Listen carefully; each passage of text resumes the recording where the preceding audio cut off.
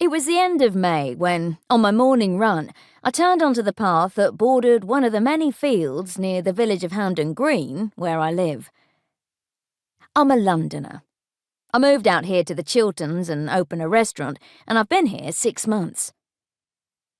Business was going well, but despite, maybe because of, favourable reviews and bums on seats, I was tired. I was short of money and short of breath, but I ran on. I might die exhausted, penniless and in pain, but at least I'd die fit and lean.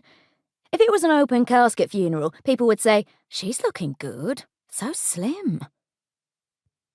There was a sheet of blue paper, laminated against the weather and secured to a bush. It was the third such notice I'd seen.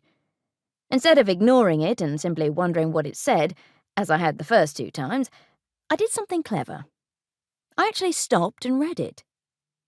It was a change of usage notification from the council for the field. For 3 weeks in July, the field would host an open-air event with licensed bars. I shrugged and jogged on. It was nothing to do with me. I lengthened my stride and picked up the pace. It was good to be running on a day like this in the Bucks countryside. The fields, bordered with neatly trimmed beech hedges, looked great, the trees giving a wonderful canopy of green overhead. It beat being in the kitchen. All too soon, I was back there. Work, frantic prep for the day ahead, then the first trickle of orders coming in shortly after 12, that like a river in full spate, crashed around my ears with a vengeance from 1:45 onwards.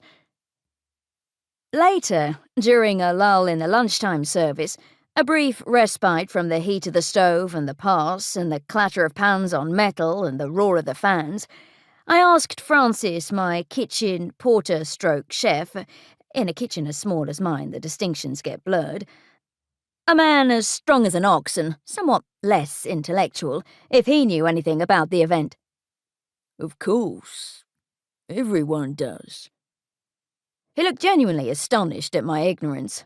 He scratched his head in perplexity. Everyone except me